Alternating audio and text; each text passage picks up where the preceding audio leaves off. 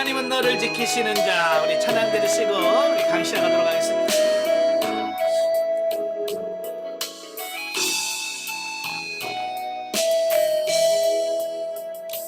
하나님은 너를 지키시는 자. 너의 우편에 그늘 내시니 낮에 해와 밤에 날고 너를 잊지 못하리. 하나님은 너를 지키시는 자. 너의 환난을 명쾌하시니 그가 너를 지키시리라. 너의 주님을 지키시리라. 눈을 들어 산을 보아라. 너의 마음 어리석어라. 전능하신 너를 만나시 여호와께로라.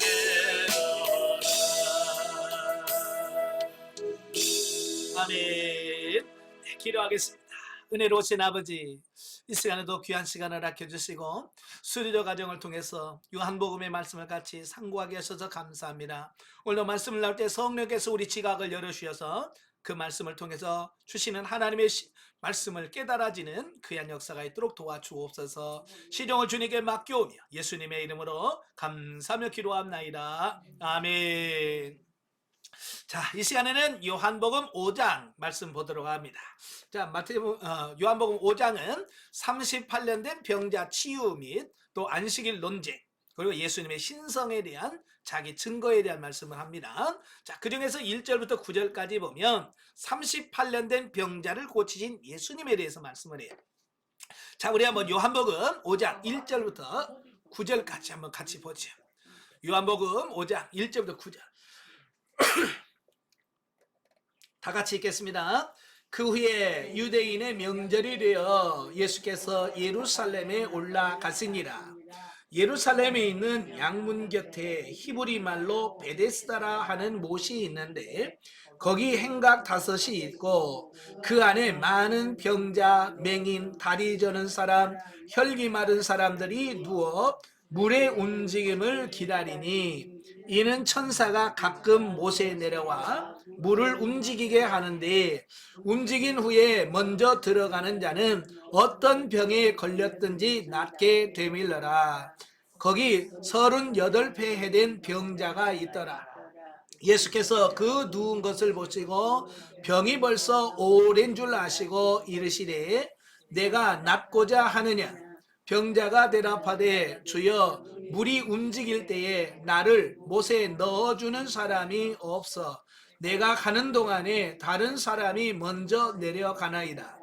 예수께서 이르시되 일어나 내 자리를 들고 걸어가라 하시니 그 사람이 곧 나와서 자리를 들고 걸어가니라. 아멘.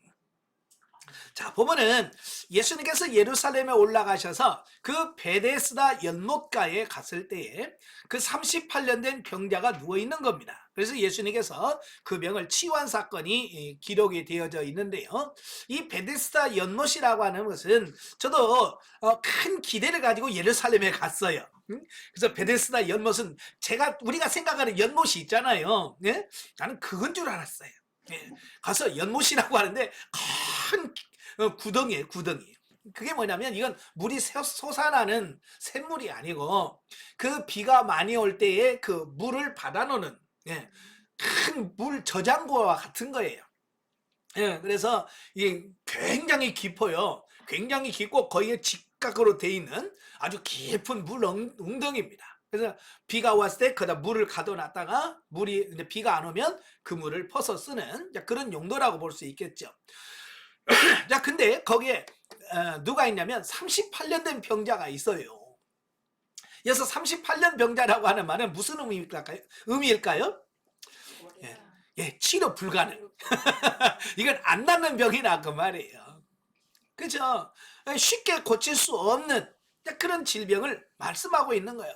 근데 그럼에도 불구하고 예수님께서 그를 치유하심으로써 예수님의 능력이 얼마나 큰지를 보여주는 그 사건이다라고 이렇게 볼 수 있겠죠.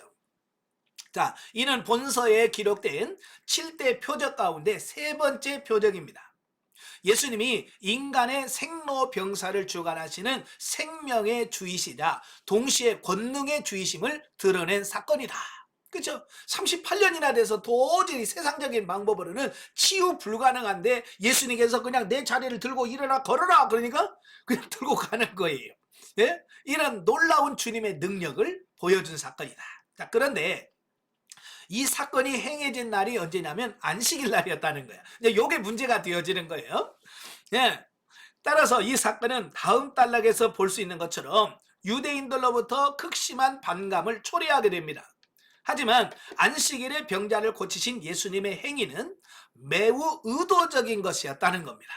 그러니까 예수님께서 이 병자를 고치실 때 야 깜빡했다. 오늘 안식일인지 몰라서 그랬다. 그게 아니라는 거예요. 예수님은 안식일인 걸 알았단 말이에요. 아시면서 일부러 안식일에 병자를 고치셨다는 겁니다. 왜? 그 안식일에 그 유대인들이 가지고 있는 그 안식일의 개념이 있잖아요. 그게 옳지 않다는 거예요. 안식일에 대한 그 옳지 않은 개념을 예수님께서는 이 기회에 바꿔줄 필요성이 있다는 것을 아신 거예요. 그래서 그들이 안식일에 대한 개념을 바꿔주시려고 일부러 의도적으로 그렇게 하셨다는 거예요. 그래서 자신이 안식일의 주인이라는 사실을 강조하기 위한 내가 안식일의 주인이야 라고 하는 것을 가르쳐 주시려고 의도적으로 하셨다는 겁니다. 자, 그래서 본문을 통해서 우리는 첫째, 예수 그리스도를 접하지 못한 자들은 스스로 아무리 노력하여도 구원의 길을 찾지 못한다는 점, 즉 38년 된 병자는 베데스다 연못가에서 부질없는 희망에 사로잡혀 엉뚱한 시도를 반복했었지만 전혀 소용이 없었다. 그러나 예수님을 만났을 때 그의 모든 문제가 단번에 해결됐다는 겁니다. 여러분 38년 동안 아팠으면 그동안에 뭔 짓을 안 해봤겠어요. 그죠? 아파본 사람만 알아. 아파본 사람만 알아요. 저도 젊었을 때 무릎이 다치니까요. 24살에 제가 무릎을 다쳤거든요. 그러니까요. 하여간 베리벨 방법을 다 해. 저는 이제 교회에서 제가 어린 나이에 신학교 들어가서 아파 있으니까 권사님들이 유명한 침쟁이라고 다 데려오지를 않나. 뭐 고양이 고기를 먹으면 무릎 관절에 좋다나. 그래서 심지어는 제가 고양이까지 잡아먹었다니까요. 제가 잡은 게 아니라 저희 어머님이 더 치료시킨다고 치료해준다고 동네 고양이까지 잡아가지고 그 요리 가지고 먹으라는데 참말로 저는 그렇게까지 했어요. 근데 안 낫더라고요. 그러니까 온갖 방법 다 썼지만 38년 동안이나 이분이 안 낫는 거예요. 가진 돈 다 날렸겠지요. 그죠? 있는 재산 다 날렸겠죠. 그럼에도 불구하고 그는 고생만 했고 치유가 안 되는 어떤 이런 부분이에요. 그러나 예수님을 만나니까 어떻게 돼요? 해결되잖아요. 오늘 우리도 마찬가지예요. 여러분이 어떤 문제가 있으면 예수님께 나아가세요. 예수님 만나면 해결되는 거예요. 두 번째로 예수 그리스도만이 오직 우리들로 하여금 완전히 변화되어 새로운 삶을 영위하도록 만들어주신 전능자라는 점을 여기서 깨닫게 해준다. 그 38년 좀 치료 불가능하잖아요. 근데 예수님 만나니까 예수님은 그냥 해결해 주시잖아요.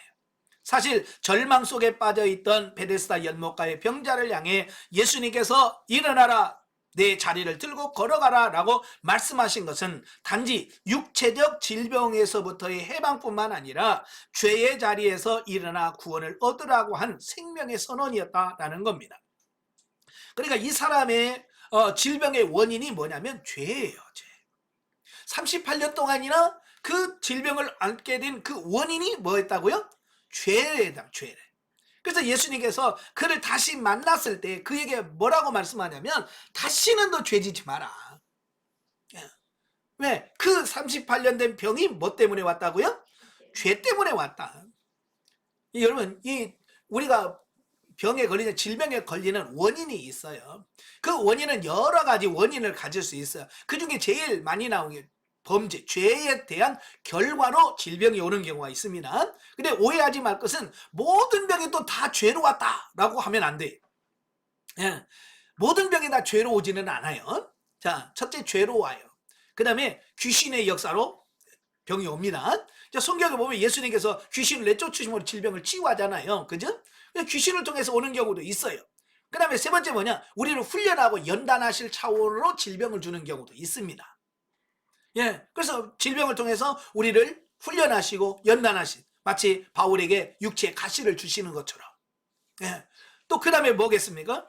예, 또 하나님의 영광을 위해서, 하나님의 특별한 뜻을 위해서 우리에게 질병을 주시는 경우도 있고, 또 우리가 관리 못해서 오는 병도 있습니다.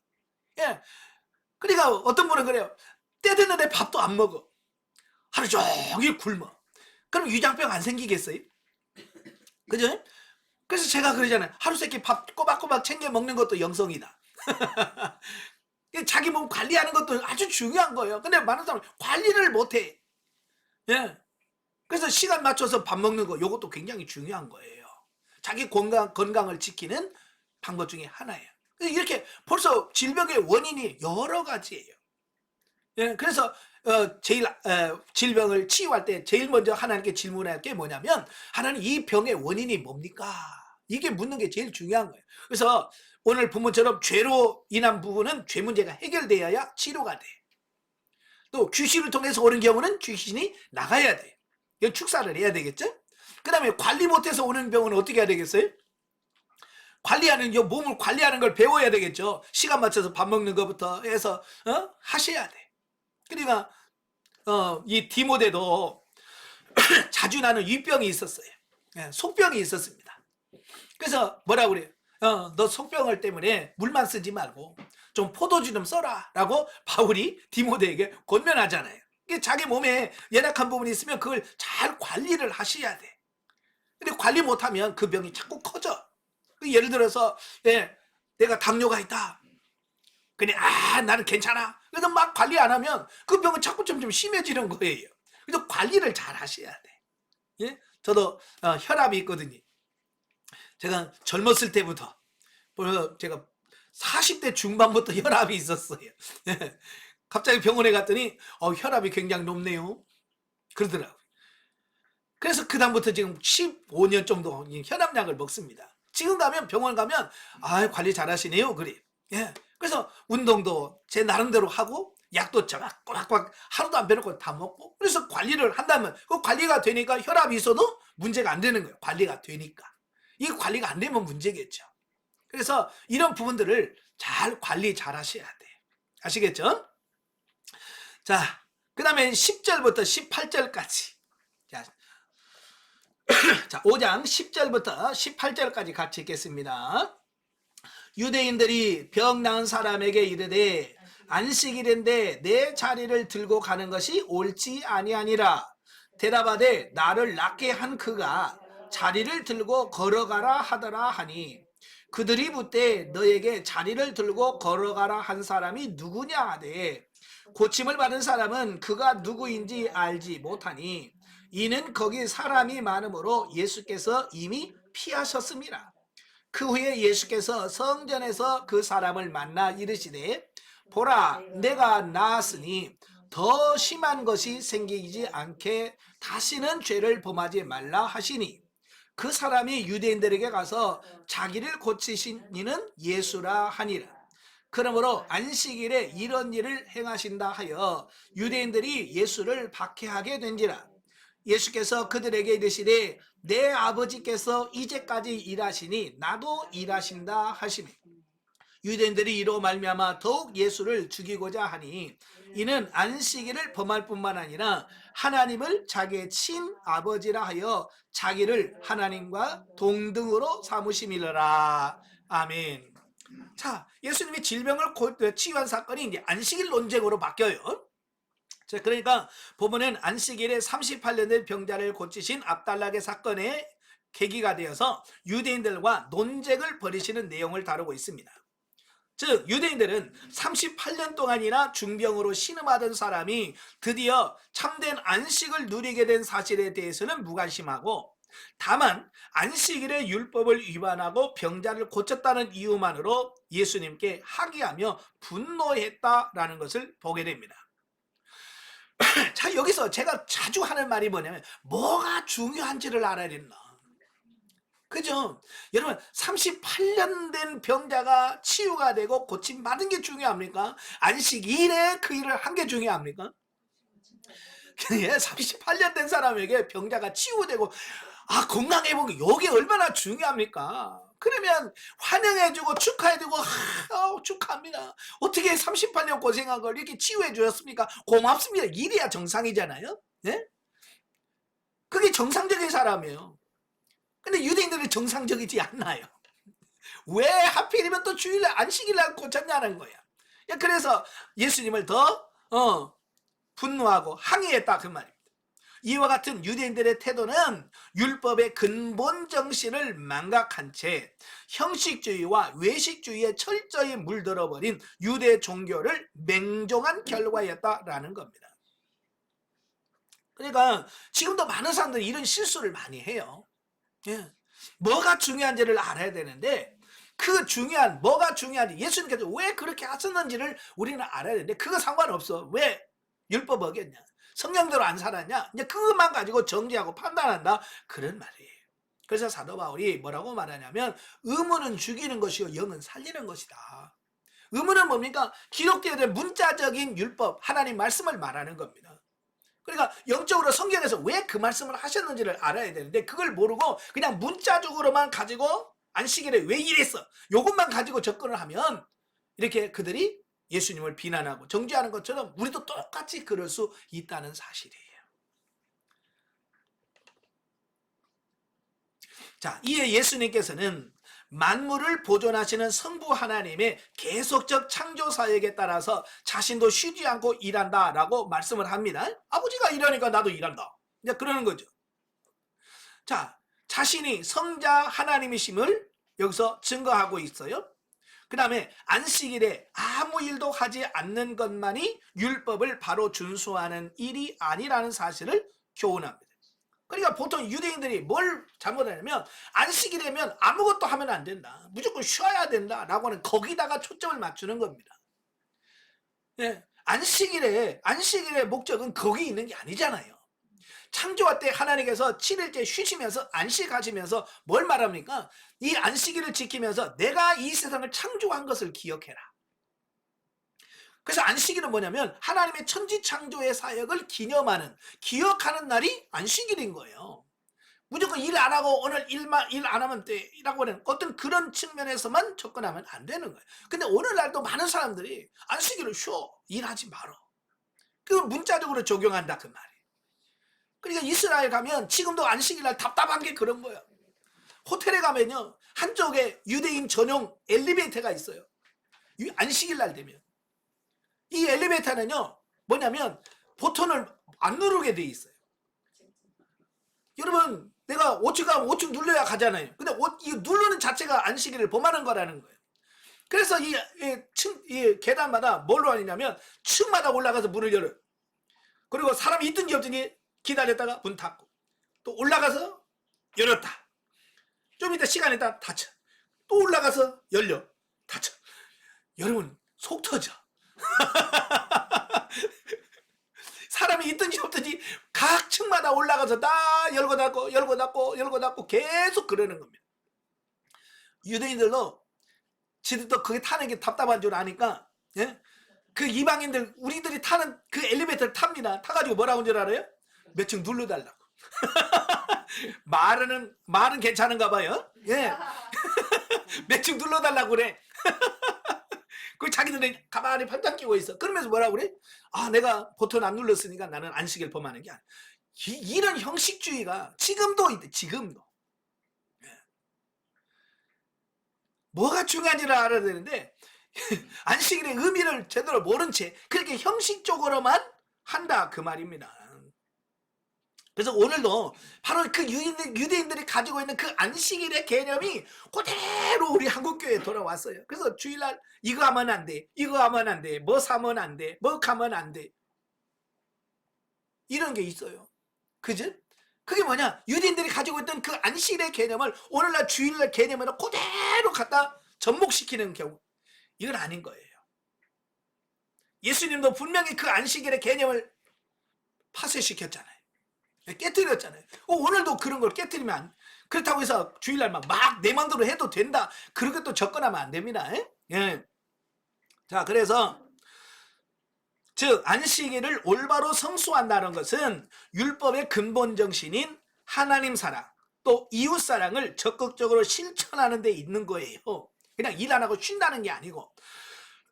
자, 그런데 유대인들은 율법의 참 정신은 도외시한 채 예수님께서 안식일에 일한 것에만 집착하여 문제 삼는 전도된 가치관을 드러내고 있다라고 하는 겁니다. 그러니까 참 안식일의 개념은 어디로 사라져 버렸어요. 그래서 잘못된 그런 개념을 가지고 예수님을 이제 문제 삼는 거예요. 자, 오늘날에도 주일 성수의 개념을 율법적으로 이해하여 해야 할 일도 바로 행하지 않고 맹목적으로 주일을 지키는 것은 분명한 잘못이다라고 하는 겁니다. 예. 그래서 율법적인 교회일수록 주일날 하면 안 된다라고 하는 이런 게 많아요. 그죠? 그래서 주일날 뭣도 하지 마라, 뭣도 하지 마라, 뭣도 하지 마라, 엇도 하지 마라, 뭐 사지도 말고 가지도 말고 뭐 타지도 말고 뭐 이렇게 하지 말라라고 하는 교회를 보면 주로 율법이 강한 교회다라고 보시면 됩니다. 자, 우리는 안식일의 주인 되신 예수님께서 가르쳐 주신 참 안식일의 의미를 바로 깨닫고 마땅히 해야 할 일을 실천하는 자들이 되어야 된다라는 겁니다. 그러니까 구약의 안식일은 신약의 주일의 개념으로 바뀌어지게 되죠. 예, 바뀌어지게 돼요. 그래서 안식일은 창조의 기념일이에요. 그럼 우리 주일은 뭘까? 예, 어떤 분은 그래요. 야, 성경에 안식일 지키라고 그랬지 주일 지키라고 어디 있냐? 예, 그 너희들 잘못됐다라고 주장을 합니다. 여러분, 구약은 하나님이 창조하신 날을 기념하는 안식일을 지켜. 그러나 신약교회는 창조 기념일을 지키는 것이 아니라 예수 그리스도께서 죽었다가 무덤에서 다시 살아난 부활하신 날을 기념하기 위해서 주일을 지키는 겁니다. 그러니까 기념 자체가 틀려요. 그러니까 구약의 안식일 개념을 그대로 갖다가 주일에다가 접목하면 안 되는 거예요. 왜? 기념 그 자체가 다르기 때문에 그렇습니다. 그래서 지금도 많은 분들이 주일날 쉬라고 그랬는데 안 쉬라고 그랬는데 왜 일 시키냐고 이제 이렇게 하시는 분들이 있거든요. 사실 저도 옛날에 그랬어요. 시골에서 얼마나 바빠요, 농사철. 저희 어머니 바쁘니까 야야 주일날 가서 예배 드리고 오후에는 콩밥 매자 뭐 고추 따자 그러거든요. 여러분, 중학교 초등학교가 고추 따러 가는 게 쉬워요? 싫어요? 누가 좋은 사람 누가 있어요? 그러면 이제 우리는 이제 그거 가지고 아니 주일날 성경에 보면 일하지 말라고 하는데 왜 일하냐고. 놀고 싶을 때 자주 썼던 말이 그런 거예요.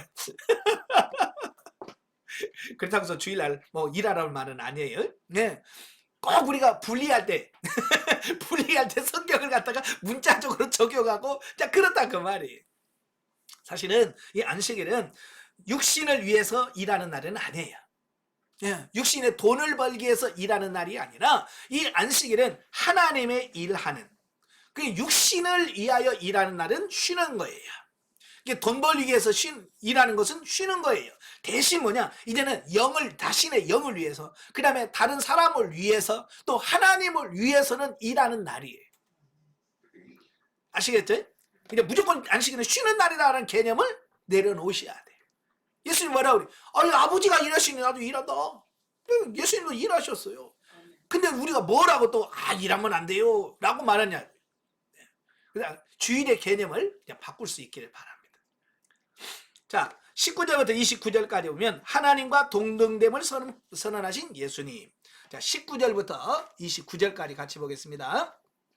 그러므로 예수께서 그들에게 이르시되 내가 진실로 진실로 너희에게 이르노니 아들이 아버지께서 하시는 일을 보지 않고는 아무것도 스스로 할 수 없나니 아버지께서 행하시는 그것을 아들도 그와 같이 행하느니라. 아버지께서 아들을 사랑하사 자기가 행하시는 것을 다 아들에게 보이시고 또 그보다 더 큰 일을 보이사 너희로 놀랍게 여기게 하시리니 아버지께서 죽은 자들을 일으켜 살리심같이 아들도 자기가 원하는 자들을 살리느니라. 아버지께서 아무도 심판하지 아니하시고 심판을 다 아들에게 맡기셨으니 이는 모든 사람으로 아버지를 공경하는 것 같이 아들을 공경하게 하려 하심이라. 아들을 공경하지 아니하는 자는 그를 보내신 아버지도 공경하지 아니하느니라. 내가 진실로 진실로 너희에게 이르노니 내 말을 듣고 또 나 보내신 이를 믿는 자는 영생을 얻었고 심판에 이르지 아니하나니 사망에서 생명으로 옮겼느니라. 진실로 진실로 너희에게 이르노니 죽은 자들이 하나님의 아들의 음성을 들을 때가 오나니 곧 이때라. 듣는 자는 살아나리라. 아버지께서 자기 속에 생명이 있음과 같이 아들에게도 생명을 주어 그 속에 있게 하셨고 또 인자됨으로 말미암아 심판하는 권한을 주셨느니라. 이를 놀랍게 여기지 말라. 무덤 속에 있는 자가 다 그의 음성을 들을 때가 오나니 선한 일을 행하는 자는 생명의 부활로 악한 일을 행하는 자는 심판의 부활로 나오리라. 아멘. 자, 앞단락에서는 예수님이 안식일에 병자를 고치신 것은 형식적인 율법 준수만을 고집하는 유대인들의 거센 반발과 분노를 자아내게 됩니다. 더욱이 이러한 유대인들을 향한 하나님을 자신의 친아버지로 칭하면서 그분이 일하시니 나도 일한다 라고 하는 말씀을 함으로써 사태를 더욱 악화시키는 이런 부분들을 보게 됩니다. 참 여기서 보면 지금 그 말하면 많은 사람들이 반발할 걸 알잖아요. 그죠? 그런데도 예수님은 그게 진리면 자기가 죽더라도 하시는 거예요. 참 예수님이 하시는 걸 보면 그 마지막에도 재판을 받을 때에 우리 같으면 어떻게라도 빌라도에게 잘 보여가지고 그래서 풀려나게 하려고 했겠죠. 나 무죄요 라고 말할 텐데 그 자기 자신에 대해서는 아무런 변명도 안 해. 근데 진리를 물으면 예수님은 꼬박꼬박 말을 하십니다. 다른 거 다 말해도 말한다가 네가 정말 하나님의 아들이냐? 그렇다. 진리만큼은요 자기가 더 손해된다니까 그게 말하면. 그런데도 예수님은 진리니까 하는 거예요. 오늘 말씀도 마찬가지예요. 예수님은 자기가 선포해야 될 진리의 말씀은 앞뒤 안 가리고 자기가 아무리 불리해도 하신다. 우리도 좀 이러면 좋겠습니다.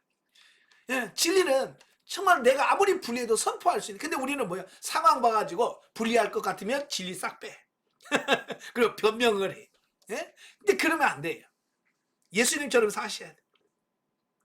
유대인들은 예수님께서 안식일을 범했을 뿐만 아니라 자신과 하나님을 동격으로 여긴 신성모독을 범한 자로 정죄하면서 이제 아예 예수님을 죽이기로 작정하게 이르릅니다. 이와 같은 상황 하에서도 예수님은 성난 유대인들을 향해 성부 하나님과 자신의 관계가 어떤 관계인지를 4가지로 명확하게 증명하고 있습니다. 예, 자신과 하나님과의 관계가 어떤 관계냐? 첫째, 하나님과 예수님 사이에는 전혀 비밀이 없다. 하나님과 나 사이에는 비밀이 없어. 그 다음에 하나님과 예수님은 죽은 자들을 다시 살리는 부활 사역에 함께 참여할 것이다 라고 21절에 말씀해 주고 있습니다. 또 3번째로 하나님과 예수님은 심판 사역에도 함께 동참하시되 성부 하나님은 예수님에게 심판의 권세를 이임하실 것이다 라고 22절에 말씀합니다. 이건 실제로 요한계시록에 이루어집니다. 자, 요한계시록 5장에 보면 보좌가 쫙 되쳐 있고 24장로들이 쫙 서 있고 그 뭡니까? 하늘에서 이제 이 세상을 심판할 모든 준비가 완벽하게 갖추어졌음을 의미하는 거예요. 그때 두루마리를 어린 양에게 넘겨줍니다. 그 두루마리가 뭐예요? 예, 세상을 심판할 수 있는 권한, 심판하는 모든 것들을 의미합니다. 그걸 어린 양 대신 예수에게 딱 이양해요. 바로 요 심판의 권한을 하나님이 예수님에게 이양했다. 이걸 말씀해주고 오늘 본문에도 그러잖아요. 심판의 권한을 하나님께서 아들에게 넘기셨다라고 말씀하잖아요. 예수님은 성부 하나님의 뜻대로 심판의 권세를 행하신다. 30절. 그 다음에 4번째로 하나님과 예수님은 모든 사람들로부터 함께 경배를 받으신다. 23절에 결국 이와 같은 본문의 내용은 비록 예수님께서 성육신하사 사람이 되어 세상에 오셨으나 여전히 하나님과 본체, 하나님의 본체이고 또 하나님과 동등된 분이라는 사실을 말씀해주고 있습니다. 누구든지 자신의 말씀을 믿는 자는 생명의 부활에 참여할 것이지만 그렇지 않은 자는 심판의 부활에 처해질 것이라고 말씀하고 있어요. 이는 곧 아무리 하나님의 택한 백성으로 자처하는 유대인이라 할지라도 성부 하나님께로부터 최후 심판의 권세를 위임받은 예수 그리스도를 믿지 않고서는 결코 구원과 영생의 축복을 누릴 수 없다는 경고를 하신 말씀입니다. 아마 유대인들은 이 말씀 들으면 큰 충격을 받았을 거예요. 왜냐하면 자기들은 아브라함의 자손이기 때문에 하나님의 선택된 백성이기 때문에 자동적으로 구원을 받고 자동적으로 천국 갈 거라고 하는 어떤 그런 자부심을 갖고 살았어요, 유대인들은. 그지? 자, 그런데 오늘 예수님은 뭐예요? 네가 아무리 유대인이라 할지라도 나를 믿지 않으면 또 구원 못 받는다는 거예요. 예, 오늘날도 이런 부분에서 굉장히 고민 많이 하시는 분들이 계셔요. 예, 그러니까 이런 강의를 하면 어떤 분은 그래요. 아, 이순신 장군도 천국 못 갔습니까? 그렇게 나라를 위해서 충성하신 분인데 뭐 이렇게 따지시는 분들이 계셔요. 물론 이순신 장군요, 우리 역사적으로 우리나라에 굉장히 훌륭한 분이시죠. 그러나 성경의 기록을 보면 훌륭한 일을 했다고 구원받는 게 아니잖아요. 그죠? 구원은 예수 그리스도를 믿는 자에게 주어지는 은혜지. 뭐 착한 일하고 많이 뭐 좋은 일 했다고 구원받는 게 아니라는 거예요. 그러니까 이런 진리를 가지고 믿으면 그런 고민이 없을 터인데 그게 없으니까 자꾸 딴전을 피우는 겁니다. 그러니까 천주교에서는 하도 그러니까 이제는 뭐라고 그래? 아, 그분들 다 구원받았을 거다. 이렇게 얘기한단 말이에요. 저는 유튜브 보고 깜짝 놀랐어요. 요즘 천주교에서 그 유명한 뭐 명강사라고 해서 뭐 짤들이 많이 올라오더라고요. 네. 근데 거기 보니까 그런 얘기를 하는 거예요. 이순신 장군도 다 좋은 곳에 가 있을 거다. 예, 그러고 얘기를 하고 있는, 이 성경에서 말하고 있지 않은 진리를 왜 그렇게 이야기하느냐? 우리는 성경에서 말하는 진리를 전할 뿐이에요. 자, 그 다음에 30절부터 47절까지. 자, 30절부터 47절까지 같이 보겠습니다. 내가 아무것도 스스로 할 수 없노라. 듣는 대로 심판하노니 나는 나의 뜻대로 하려 하지 않고 나를 보내신 이의 뜻대로 하려 함으로 내 심판은 의로우니라. 내가 만일 나를 위하여 증언하면 내 증언은 참되리 아니하되 나를 위하여 증언하신 이가 따로 있으니 나를 위하여 증언하시는 그 증언이 참인 줄 아노라. 너희가 요한에게 사람을 보내매 요한이 진리에 대하여 증언하였느니라. 그러나 나는 사람에게 증언을 취하지 아니하노라. 다만 이 말을 하는 것은 너희로 구원을 받게 하려 함이니라. 요한은 켜서 비추이는 등불이라. 너희가 한때 그 빛에 즐거이 있기를 원하였거니와 내게는 요한의 증거보다 더 큰 증거가 있으니 아버지께서 내게 주사 이루게 하시는 역사 곧 내가 하는 그 역사가 아버지께서 나를 보내신 것을 나를 위하여 증언하는 것이요 또한 나를 보내신 아버지께서 친히 나를 위하여 증언하셨느니라. 너희는 아무 때에도 그 음성을 듣지 못하였고 그 형상을 보지 못하였으며 그 말씀이 너희 속에 거하지 아니하니 이는 그가 보내신 이를 믿지 아니함이라. 너희가 성경에서 영생을 얻는 줄로 생각하고 성경을 연구하거니와 이 성경이 곧 내게 대하여 증언하는 것이니라. 그러나 너희가 영생을 얻기 위하여 내게 오기를 원하지 아니하는도다. 나는 사람에게서 영광을 취하지 아니하노라. 다만 하나님을 사랑하는 것이 너희 속에 없음을 알았노라. 나는 내 아버지의 이름으로 왔음에 너희가 영접하지 아니하나 만일 다른 사람이 자기 이름으로 오면 영접하리라. 너희가 서로 영광을 취하고 유일하신 하나님께로부터 오는 영광을 구하지 아니하니 어찌 나를 믿을 수 있느냐. 내가 너희를 아버지께 고발할까 생각하지 말라. 너희를 고발하는 이가 있으니 곧 너희가 바라는 자 모세니라. 모세를 믿었더라면 또 나를 믿었으리니 이는 그가 내게 대하여 기록하였습니다. 그러나 그의 글도 믿지 아니하거든 어찌 내 말을 믿겠느냐 하시니라. 아멘. 자, 예수님의 자기 증거에 대한 말씀인데요. 자, 자신과 하나님을 동등됨을 앞달락해서 증거하신 예수님께서는 이제 그에 대한 부연 설명으로 자신의 정체성에 대한 또 다른 증거로 자신의 앞길을 예비한 자인 세례 요한의 증거를 예를 들고 있다라고 하는 겁니다.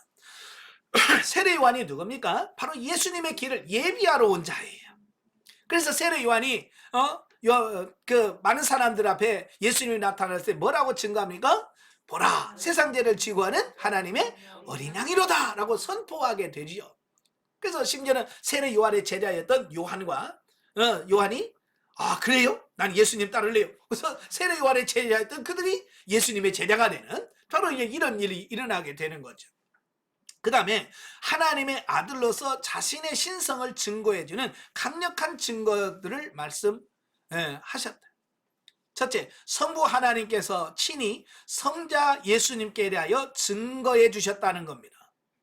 하나님이 직접 선포하셨어요. 그래서 예수님께서 물 세례 받으시고 올라오실 때 하늘에서 음성이 들렸잖아요. 네? 이는 내 사랑하는 아들이요 내 기뻐하는 자라. 직접 하나님께서 증거하셨어요. 증거해 주셨습니다. 또 두 번째, 예수님 자신의 사역이 스스로 증거해 줄 뿐만 아니라 예수님은 이 땅에 오셔서 정말로 수많은 기적과 이적을 행하셨어요. 그죠? 죽은 자를 살리시고 병자를 고치시고 물을 변화해 포도주가 되게, 이게 다 뭐냐면 예수님 자신이 하나님이시라는 사실을 친히 증명해 주는 표적들이에요. 근데 그들은 그 표적을 보면서도 인정을 안 한 거죠. 그 다음에 세 번째가 성경 말씀이 바로 예수님을 증거하는 것이라는 거예요. 그러니까 성경 66권이 다 누구를 위한 거예요? 예수님의 기록이에요. 예수님에 대해서 말씀하고 있다 그 말이에요. 자, 그런데 이와 같은 세 가지 증거 가운데서 유대인들은 구약 성경을 잘 알고 있었음에도 불구하고 구약의 대표작격인 모세에게는 최대의 존경심을 나타내었으나 정작 모세의 율법이 성육신하사 자기 백성을 구원할 자인 예수 그리스도에게 초점을 맞추고 있다는 사실을 미처 깨닫지 못한다. 이게 중요한 거예요. 모세를 존경한다. 근데 모세가 말한 그분은 안 믿어. 자, 이게 유대인들의 모순이라 그 말이에요. 따라서 예수님께서는 유대인들의 그릇된 신앙 형태를 책망하시면서 그들이 존경하는 모세가 도리어 하나님께 그들을 고소하게 될 것이라 라고 경고했다라는 사실입니다. 참 이걸 보면 사람들은요, 성경에서 말한 진리를 믿으려고 하는 게 아니고 자기가 믿고 싶은 것만 믿으려고 하는 이런 습관들이 있습니다. 참 놀라운 거예요. 그러니까 우리는 진리를 믿고 싶은 게 아니고 내가 믿고 싶은 것만 믿으려고 해. 이 특징들이 이단에서 아주 철저하게 나타납니다. 이단들은요, 그 이단에서 배운 거 있잖아요. 그것을 저쪽으로 믿는 거예요. 성경에 펴놓고 봐봐 아니잖아 라고 해도 그거 아니야. 그거 잘못됐어. 그냥 성경 자체도 거부해버려. 그냥 자기가 오직 배운 그거, 자기가 알고 있는 그것만 진리라고 우겨. 그들은 아예 표면적으로 그런 거고, 오늘날에도 이 교인들도 다 뭐냐, 자기가 믿고 싶은 것만 믿는 거예요. 그건 믿음이 아닌 거죠.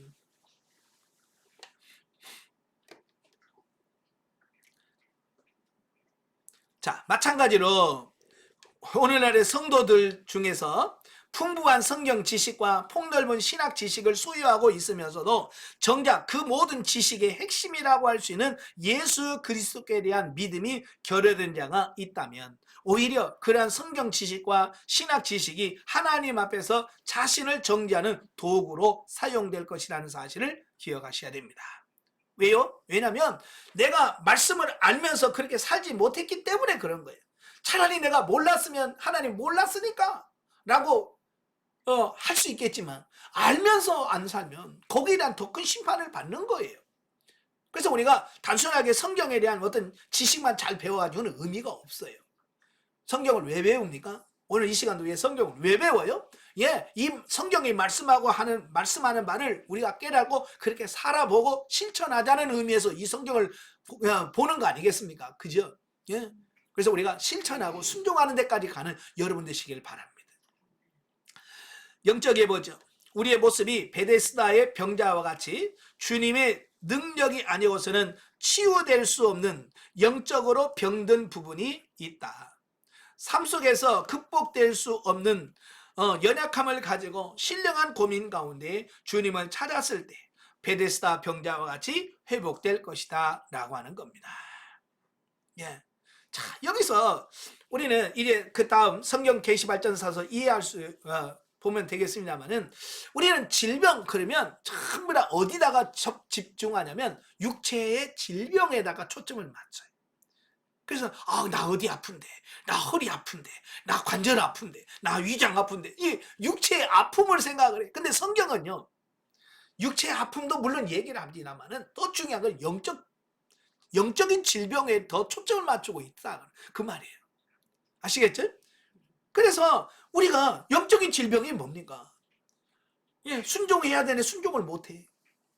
육체도 그러잖아요. 제 기능을 발휘하지 못하면 이게 병이에요. 손도 마찬가지. 손도 이렇게 해야 되는데 이걸 못하면 이거 병이에요. 아시겠죠? 우리도 영적인 순종해야 되는데 순종 못해. 이거 병이에요. 영적인 병이에요. 기도해야 되는데 기도 못해? 이거 병이에요. 믿어야 되는데 못 믿어. 이것도 병이에요. 봉사해야 되는데 봉사 못해요. 이것도 병이에요. 예. 우리는 이런 영적인 병도 크다는 것을 우리가 이해하고 넘어가시면 되겠습니다. 자, 마지막 결론으로 성경 계시발전사적 이해. 오늘은 병 또는 질병이 같은 말이죠. 예. 이 병에 대한 말씀을 같이 나눠보도록 하겠습니다. 자, 우리가 이제 성경에 질병, 병이라는 말이 많이 나오는데요. 히브리어로는 할리 또는 마할레라고 합니다. 또 헬라어로는 노소스라고 하죠. 자, 이 말은 무슨 말이냐면 몸의 일부나 또는 몸 전체에 생기는 질병의 증상들을 가리키는 말이에요. 그러니까 육신의 질병을 주로 쓰는, 육신의 질병을 말할 때 쓰는 용어다 그 말이에요. 히브리인들은 중동 지방의 그 아열대성 기후에서 생기는 질병에 잘 걸렸다. 또 성경에는 나병, 간질, 혈루증, 맹인, 열병 등 40여 가지의 질병에 대하여 언급하고 있다라는 겁니다. 그러니까 성경에서 말하는 질병의 종류만 해도 40여 가지가 넘어요.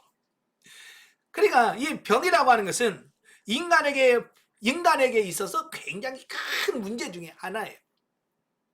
아마 여러분도 돌아가실 때까지 안 아프고 돌아가는 게 아마 그게 소원일 거예요. 그죠? 네?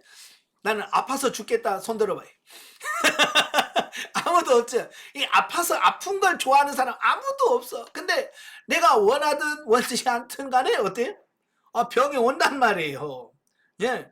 제발 아프게 해주세요. 제발 하나님 병 주세요. 그래가지고 병 걸리는 사람 없어요. 예? 나름대로 병 안 걸리려고 깨끗이 하고 막 열심히 운동도 하는데도 병이 걸려. 예.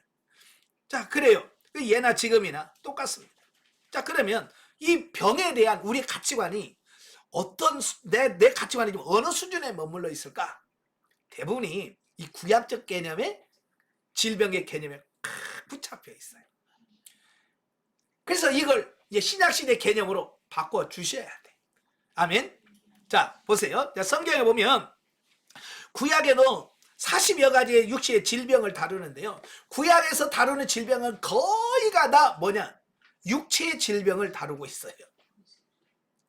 구약은 주로 육체적인 질병을 다루고 있다라고 하는 겁니다. 자, 그래서 제일 먼저 나온 게 이제 창세기 3장 16절 한번 찾아보십시다. 창세기 3장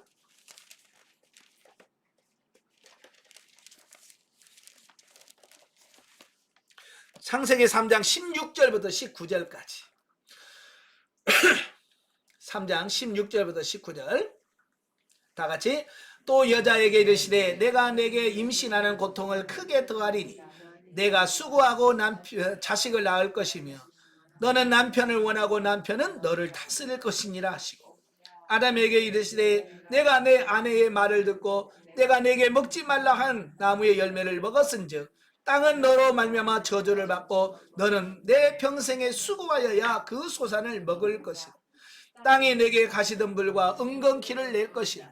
내가 먹을 것은 밭의 채소인자. 내가 흙으로 돌아갈 때까지 얼굴에 땀을 흘려야 먹을 것을 먹으리니 내가 그것에서 취함을 입었느니라. 너는 흙이니 흙으로 돌아갈 것이니라 하시니라. 아멘. 자, 이건 창세기 1장부터 보면 3장 1절부터 보면 인간의 세계에 뭐가 들어와요? 죄가 들어오잖아요. 죄가 들어와. 죄가. 예, 하와에게 뱀이 와서 야, 동산 중앙에 있는 모든 것을 먹지 말라더냐? 아닌데? 다 먹으라고 했는데? 근데 저 동산 중앙에 있는 저걸 먹으면 죽을까? 이제 이런단 말이에요. 그러니까 뱀이 안 죽어. 너 저거 먹으면 너 하나님처럼 된다. 그 유혹에 그냥 속아서 따먹어버린 거예요. 하나님 말씀을 어긴 거죠. 분명히 2장 17절에 뭐라고 그랬어요? 이 열매를 먹는 한 정령 죽으리라. 반드시 죽으리라 그랬는데도 따먹어버렸어요. 그게 죄예요. 예. 그래서 그 죄가 들어오면서 오늘 읽은 16절부터 보면 인간에게 뭐가 생기냐? 여성에게는 임신하는 고통. 예. 임신하는 고통. 애를 잉태할 때부터 입도 단다고 해서 밥도 못 먹고 얼마나 고생합니까? 그죠? 그리고 낳을 때 얼마나 또 아파. 해산의 고통. 이게 다 죄의 결과라는 겁니다. 그리고 남자들은 뭐요? 평생 일을 해야, 땀을 흘리고 일을 해야만 가족들을 먹이고 자기도 사는 어떤 그런 저주를 받게 되는 겁니다. 이게 뭐 때문이냐? 죄 때문에. 그러니까 결국은 이 범죄로 인하여 세상에 뭐가 들어와? 질병과 죽음이 들어왔다라는 사실이에요. 그래서 너는 흙이니 흙으로 돌아가라. 이 말은 무슨 말이에요? 죽는다는 얘기예요. 예. 그러니까 육신의 아픔과 질병은 다 뭐 때문에 뭘로 왔다? 죄로 인해서 세상에 들어왔다라고 하는 부분이에요. 자, 출애굽기 15장 26절. 출애굽기 15장 26절.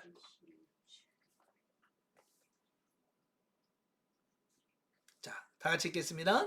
이르시되 너희가 너희의 하나님 나 여호와의 말을 들어 순종하고 내가 보기에 의를 행하며 내 계명의 길을 기울이며 내 모든 규례를 지키면 내가 애굽 사람에게 내린 모든 질병 중 하나도 너희에게 내리지 아니하리니 나는 너희를 치료하는 여호와임이라 그랬어요. 자, 여기서 하나님께서 뭐라고 그랬어요? 내 말을 듣고 순종하고 내가 보기에 의를 행하고 내 계명의 귀를 기울이며 내 모든 규례를 지키면 애굽에 내렸던 질병을 내리지 않겠다. 이걸 반대로 뒤집어 보면 이렇게 하면 병이 걸리겠다 그 말이에요. 내 말 안 들으면 병이 생기고 내 규례를 안 지키면 병이 생기겠고, 예? 내 계명의 귀를 기울이지 않고 내 규례를 지키지 아니하면 애굽에 내린 병을 너에게 주겠다. 그 말과 똑같은 거거든. 그러니까 우리 사람에게 생기는 병은 그 원인이 뭐다? 죄를 통해서 이게 들어와요. 그래서 죄를 끊으면 그 병에서 치유함 받게 되는 바로 이런 은혜가 있다 그 말이에요. 그러면서 나는 치료하는 여호와라 라고 하나님께서 말씀하시잖아요. 자, 출애굽기 23장 25절 비슷한 말씀이에요.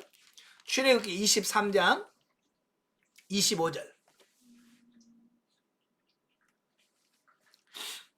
출애굽기 23장 25절 다 같이 내 하나님 여호와를 섬기라. 그리하면 여호와가 너희의 양식과 물의 복을 내리고 너희 중에서 병을 제하리니. 여기서 말하는 병은 육체의 병을 말합니까? 영적인 병을 말합니까? 육체의 병을 말하는 거예요. 이 육체의 병도 하나님 여호와를 잘 섬기면 이 육체의 병에서 제한 받겠다라고 하는 말씀이에요. 이걸 또 반대로 들으면 너희가 병이 생기는 이유는 하나님 여호와를 잘 섬기지 않기 때문이다 그 얘기예요. 자, 그 다음에 신명기 7장 15절. 신명기 7장 15절. 다 같이 여호와께서 또 모든 질병을 내게서 멀리하사 너희가 아는 애굽의 악질에 걸리지 않게 하시고 너를 미워하는 모든 자에게 걸리게 하실 것이니라. 예, 하나님께서 모든 질병을 내게서 멀리하사 너희가 아는 애굽의 악질에 걸리지 않게 하시고 너를 미워하는 모든 자에게 걸리게 하실 것이다. 하나님께서 그 이스라엘 백성들에게 그 육신의 질병에 대한 부분을 하나님께서 관장하시고 다스리게 되실 것이라는 말씀을 하고 있습니다. 자, 여기서 이제 정리를 한번 해보죠. 자, 오늘 구수사 계시발전사에서는 질병, 자, 병에 대한 말씀을 합니다. 자, 구약시대에서 말하는 질병은 주로 뭘 가리킨다고요?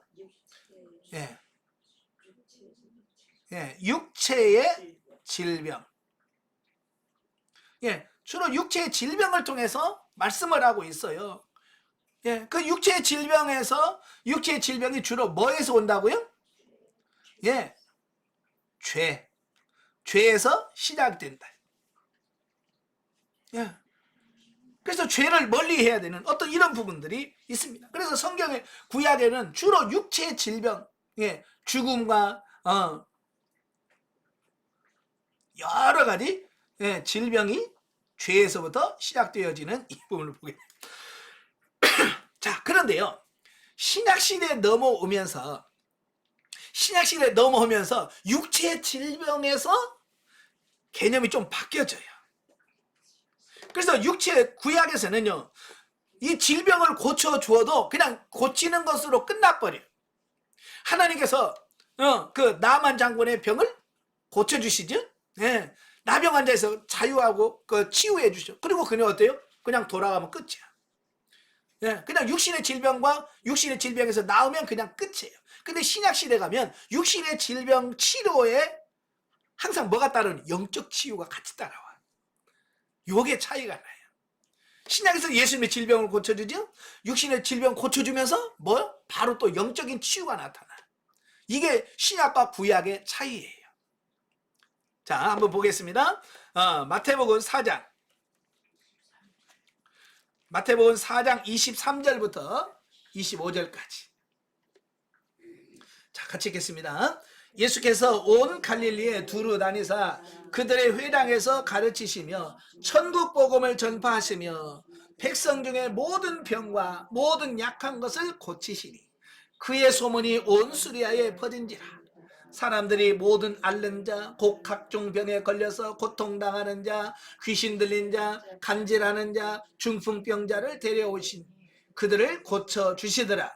갈릴리와 데가볼리와 예루살렘과 유대와 요단강 건너편에서 수많은 무리가 따르니라. 자, 이건 뭡니까?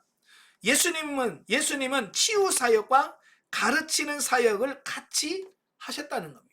그래, 단순히 치유가 목적은 아니었다는 사실이에요.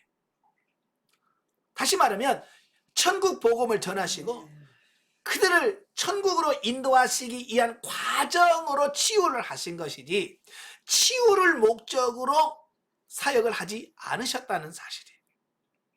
오늘도 가끔 보면 치유센터, 그래서 막 육신의 질병만 막 거기서 집중적으로 다루잖아요. 그죠? 예수님은 그러지 않으셨어요. 이 치유 사역은 하나님의 말씀, 천국 복음을 가르치기 위한 하나의 수단인 것이에요. 그냥 말씀을 전하면 이 백성들이 안 믿어. 그래서 치유해주고 하나님 말씀 전하면 알아들어. 예. 자, 그래서 단순히 육체의 질병만이 아니라 영적인 부분까지 다루게 되어지는 바로 이런 부분들을 보게 되어집니다. 자, 마태복음 5장 29절. 마태복음 5장 29절부터 30절. 다 같이. 만일 내 오른 눈이 너로 실족하게 하거든 빼어 내버리라. 내 백처 중 하나가 없어지고 온 몸이 지옥에 던져지지 않는 것이 유익하며, 또한 만일 내 오른손이 너로 실족하게 하거든 찍어 내버리라. 내 백체 중 하나가 없어지고 온 몸이 지옥에 던져지지 않는 것이 유익하니라. 야, 이 말씀은요 굉장히 중요한 말씀이에요. 우리 사람들은요 육체 질병에는 대단하게 생각합니다. 그죠? 육체 질병 그러면 끔찍합니다. 그런데요 예수님 뭐라고 말씀하냐면 육신의 질병보다도 더 중요한 게 뭐냐? 영적인 거다. 이 영적인 것이 더 중요하다. 그래서 뭐요? 내 눈이 범죄하거든 빼버려라. 여러분 눈 빼면 뭐가 돼? 소병돼, 맥인 되잖아요. 예, 장애인 됩니다. 근데 예수님 뭐라고 그래요? 빼버려라. 빼고 두 눈 가지고 지옥 가는 것보다 눈 빼고 불구자로 천국 가는 게 훨씬 낫다. 근데 지금 뭐예요? 영적인 것보다 육신적인 것에 초점을 맞추고, 예? 눈 빠지면 안 돼. 손 이거 잘리면 안 돼. 여기다만 초점 맞추는 거예요. 예수님 뭐예요? 차라리 눈 빼고 천국 가는 게 낫다는 거예요. 손 잘라내고 천국 가는 게 낫다는 거예요. 육신의 질병이 그렇게 구약과 전혀 다른 의미를 갖고 있다라고 하는 것을 말씀해 주고 있습니다. 이 말은 무슨 말이냐면 육신적인 것보다 영적인 것이 더 중요하다, 이 말씀을 하고 있는 거예요. 자, 이건 굉장히 중요한 말씀이에요. 자, 그 다음에 요한복음 5장. 요한복음 5장 오늘 본 말씀인데요. 2절부터 18절까지인데요. 예, 14절만 한번 읽어보겠습니다. 14절만. 다시. 그 후에 예수께서 성전에서 그 사람을 만나 이르시되 보라, 내가 나았으니 더 심한 것이 생기지 않게 다시는 죄를 범하지 말라 하시니. 아멘. 자, 여기서 중요한 게 뭐냐면 예수님께서 38년 병자를 고쳐주셨어요. 만약에 육신의 질병을 치유하는 게 중요하고 목적이었다면 예수님께서 그 다음에 그날 그 사람을 만날 필요가 있을까요, 없을까요? 육신의 질병이 치유만 목적이라면 그 사람 만날 이유가 있어요, 없어요? 없지요. 뭐 치유됐으니까 끝. 예를 들어서 이런 거예요. 이 병원에서 내가 입원해서 치유해서 병을 고쳤습니다. 그럼 다음에 그 병원 갈 이유가 있어요, 없어요? 없죠. 야, 내가 치유가 됐는데 뭐하러 가? 네? 근데 예수님은 그 사람을 친히 만나요. 그 사람을 만나요. 만나서 그 사람에게 뭐라고 그래요? 보라, 내가 나았으니 더 심한 것이 생기지 않게 다시는 죄를 범하지 말라라고 말씀하셔요. 이건 뭘 말하냐면 너 단순히 육신의 질병 치유된 걸로 너 족하지 마라. 만족하지 말고 너 다시 죄 짓지 마라. 이건 영적인 부분을 말씀해 주고 있는 거예요. 아시겠죠? 예, 단순히 육신의 질병만이 아니라 영적인 부분이 더 중요하다라고 하는 것을 말씀해 주고 있는 겁니다. 자, 요한복음 9장. 자, 요한복음 9장 1절부터 41절. 자, 너무 길어서요. 그냥 간단하게 말하겠습니다. 길을 가는데 맹인이 있는 거예요. 그러니까 제자들이 궁금한 거예요. 왜? 이 사람은 날 때부터 맹인으로 나왔거든요. 이스라엘 백성들은 항상 인과의 법칙, 뭐요? 이게 네가 죄를 졌으니까 이런 병이 생겼어 라는 어떤 그런 인과 법칙을 가지고 살아가요. 그래서 근데 이 사람이 태어났다가 나중에 맹인이 되면 그봐, 네가 죄 졌으니까 맹인 됐지. 그럴 건데 이 사람은 나면서부터 맹인으로 태어났어요. 그러니까 이 죄는 죄인데 누구한테 이걸 적용해야 되지? 이게 이제 난감한 거예요, 제자들이. 네가 죄를 졌어. 아니, 뱃속에서 무슨 죄를 져? 그렇잖아요. 그러니까 본인도 아닌 것 같고. 그러면 부모가 잘못해서 이 맹인으로 태어났나? 이거 이제 자기 죄입니까? 부모 죄입니까? 이게 이제 궁금한 거예요. 그래서 예수님한테 묻는 겁니다. 그때 예수님께서 이건 부모도 아니고 자기 죄도 아니고 하나님의 영광을 위해서 그렇다.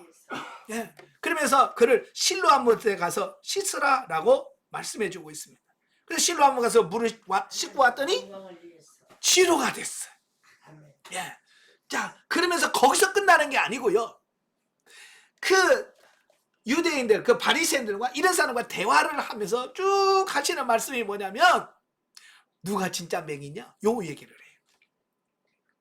우리는 보통 세상에서 안 보이는 사람을 맹인이라고 그랬잖아요. 그죠? 근데 예수님 뭐라고 말씀하냐면 영적인 맹인, 육신적인 눈은 멀쩡히 떠서 다 본다고 하는데 실제로 영적인 세계를 보지 못하는 영적인 맹인이 맹인이다. 요걸 말씀해 주고 있어요. 그러니까 우리는 육신적인 맹인 보면 아이고 불쌍한 어쩌다가 저렇게 요렇게 한단 말이에요. 그러나 진짜 예수님 불쌍한 맹인은 육신의 맹인이 아니고 육신의 눈 멀쩡히 뜨면서도 영적인 세계를 전혀 보지 못하는 영적인 맹인이 진짜 불쌍한 맹인이. 이걸 예수님께서 그걸 말씀해 주고 있는 겁니다. 자, 그래서 자, 이걸 보겠습니다. 자, 구약에서는 육체 질병을 크게 봅니다. 육체적인 질병을 크게 봐. 그러나 신약 시대에 오면서 예수님께서는 뭘 봐요? 영적인 예. 영적인 병. 영적인 질병을 더 크게 본다고 말이에요. 예수님께서.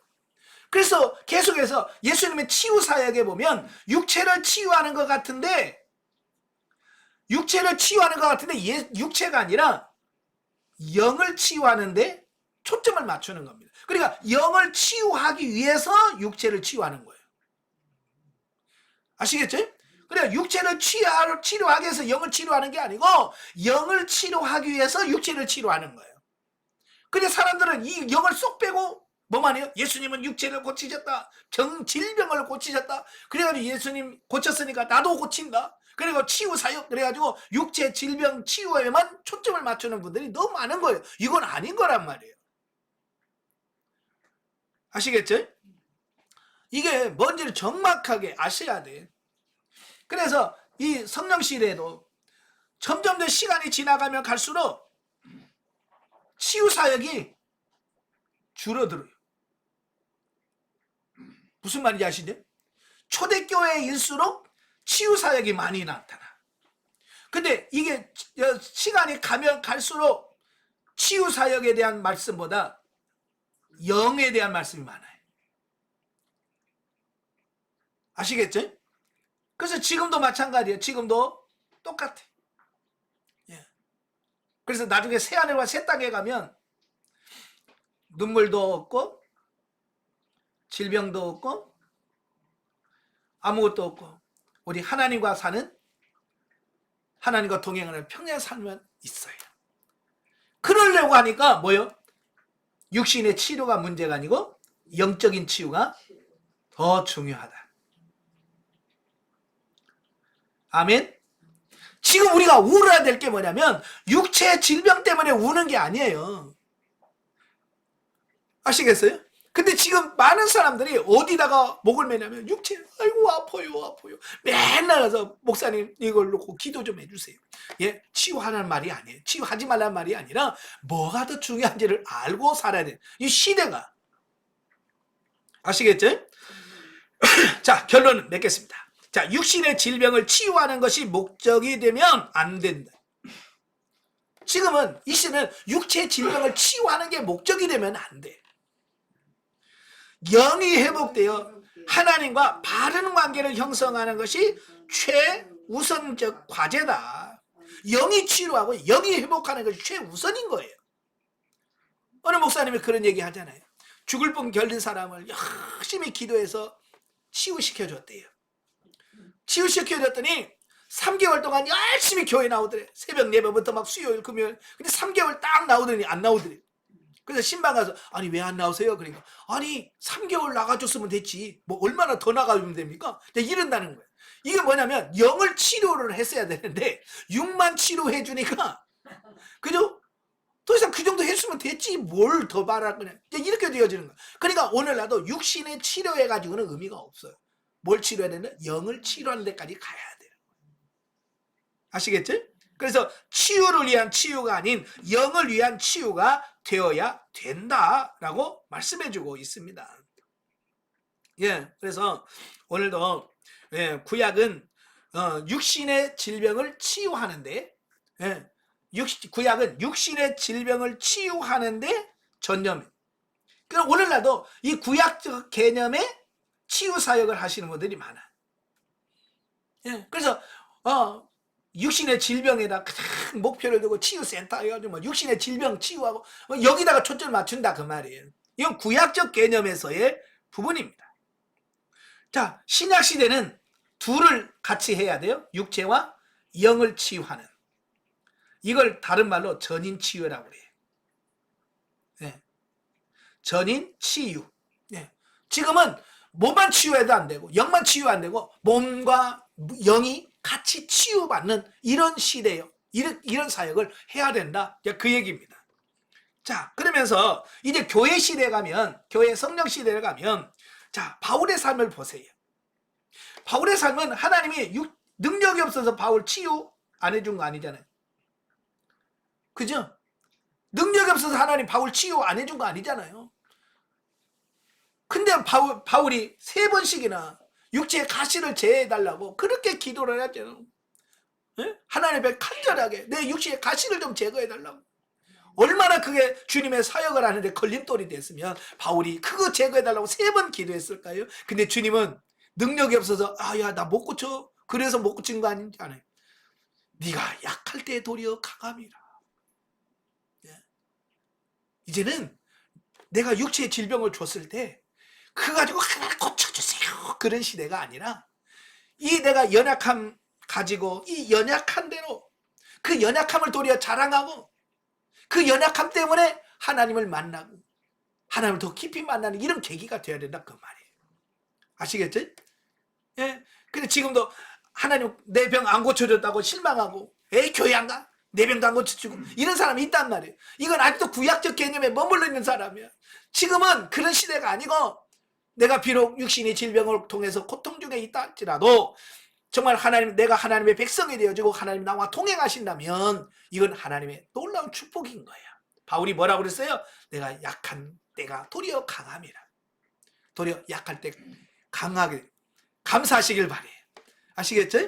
예. 저도 옛날에는요. 몸만 아프면 참 하나님께 원망 많이 해서 하나님 왜 내가 주에 일하는데 왜 내가 이런 아픔을 주십니까? 이런단 말이에요. 근데 지금은요. 아프면 너무 좋아. 쉬니까.